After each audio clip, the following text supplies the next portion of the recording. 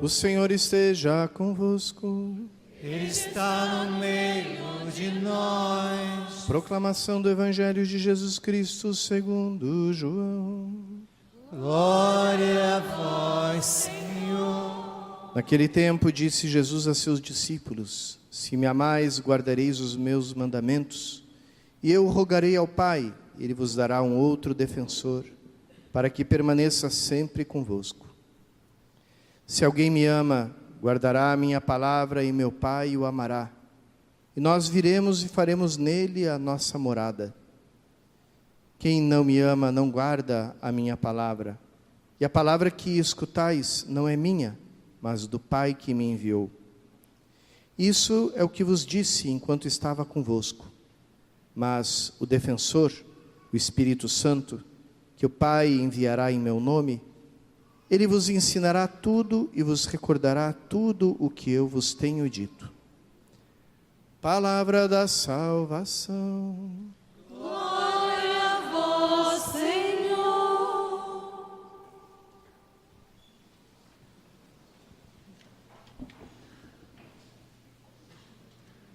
Queridos irmãos e irmãs, a igreja nos faz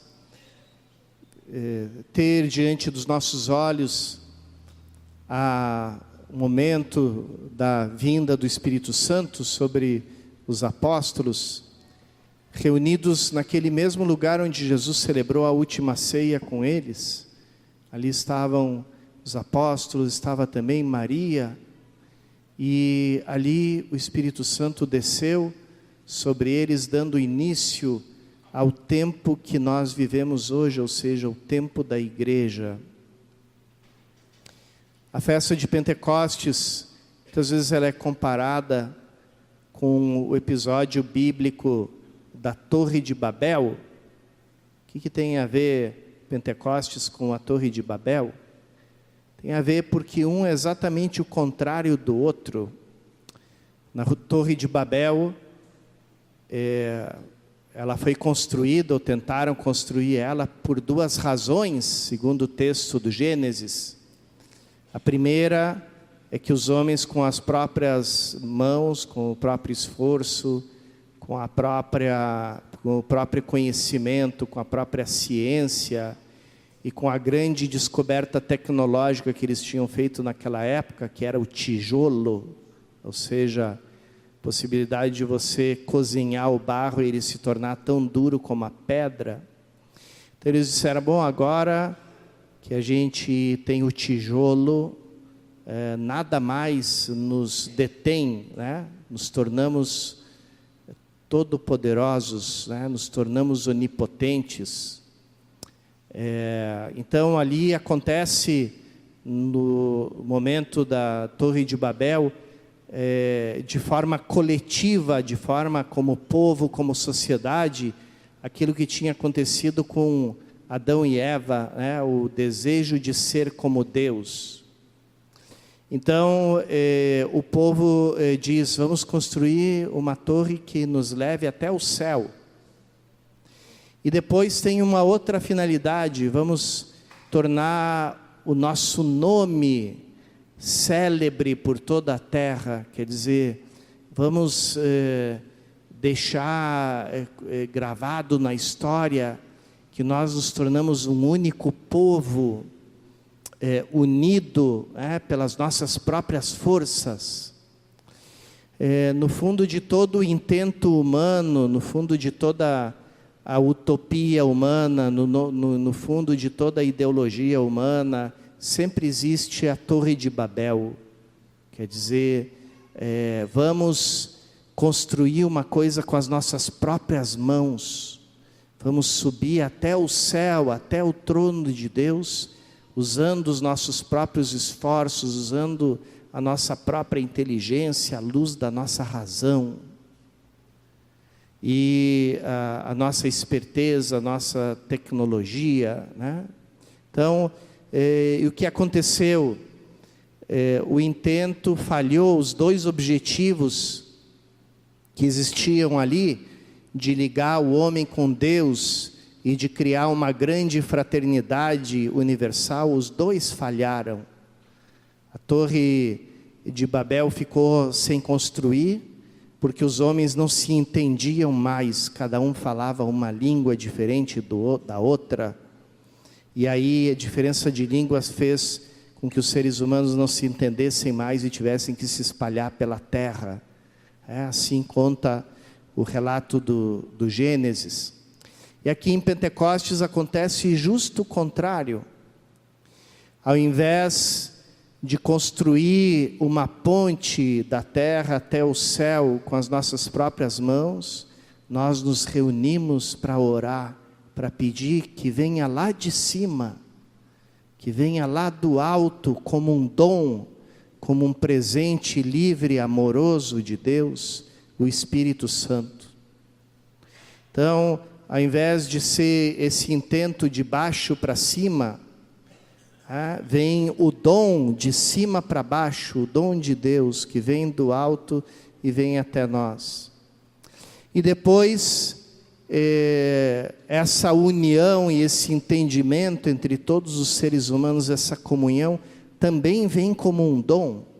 As línguas de fogo, quer dizer, vindas do amor de Deus, que nos faz nos entender uns aos outros, nos faz todos falar uma única língua, e nos entender. Então, os discípulos saem daquela sala onde celebraram a última ceia, o cenáculo, saem por toda a Jerusalém, todos os habitantes de Jerusalém se reúnem em torno daquele lugar, e eles proclamam as maravilhas de Deus, e todos entendem aquilo que eles estão falando.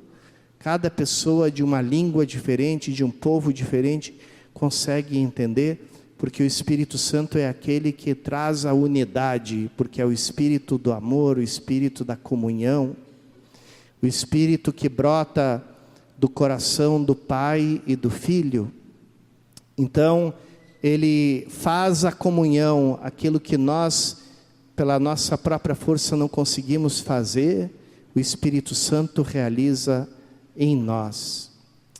Também, irmãos e irmãs, na vida da igreja, a gente sempre tem aquela mesma tentação que São Paulo descrevia para os Gálatas, dizendo: vocês começaram pelo Espírito e agora querem terminar pela carne.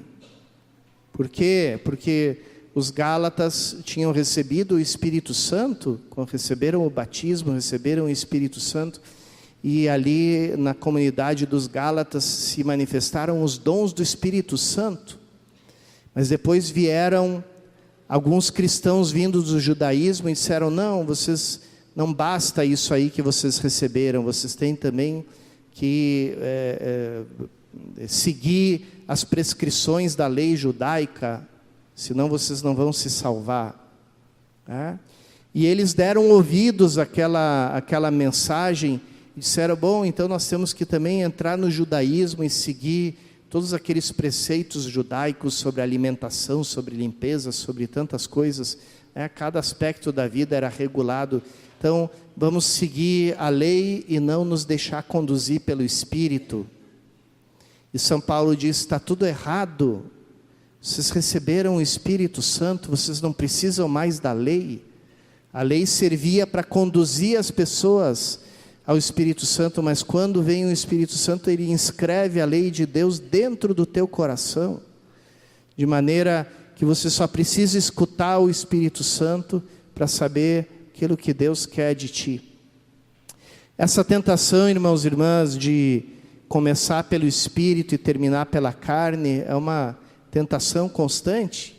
Nós estamos sempre tentados a construir a Torre de Babel, que é a confiança nas nossas próprias forças.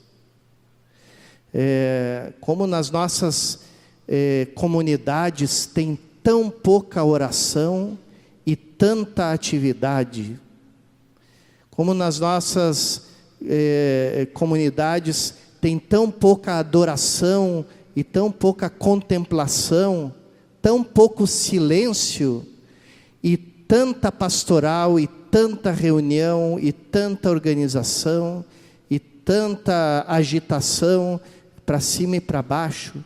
Por quê? Porque nós confiamos na nossa obra, nas nossas forças, naquilo que nós fazemos, naquilo que nós realizamos, e não naquilo que o Espírito Santo realiza em nós. Às vezes, irmãos e irmãs, eu digo em tom de provocação para algumas comunidades, para algumas pastorais, se a gente cancelasse todas as nossas reuniões, né, de comunidade, de paróquia, de área, de arquidiocese, de tudo, e trocasse o horário e dissesse: aqui ao invés de reunião, vamos colocar uma festa, vamos colocar uma confraternização, vamos colocar um almoço, e vamos viver a caridade entre nós, vamos repartir o pão entre nós, com alegria, como faziam os primeiros cristãos. Eu tenho certeza que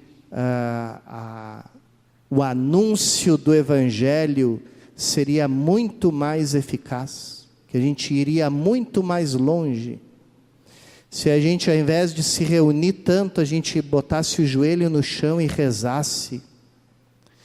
Se nós, ao invés de repetir tantas palavras, a gente soubesse fazer silêncio e escutar o Espírito Santo que fala dentro do nosso coração. Se a gente, ao invés de querer convencer a Deus a abençoar os nossos planos, as nossas ideias, os nossos projetos, as nossas vitórias, as nossas conquistas, a gente abrisse o coração para os projetos de Deus, para os planos de Deus, para os sonhos de Deus para nós, aí a gente ia experimentar um florescimento da nossa igreja. A gente não precisaria fazer propaganda da igreja, porque qualquer pessoa no mundo, só por olhar a luz nos nossos olhos e a alegria no nosso coração, se sentiria atraída para Cristo de uma forma irresistível.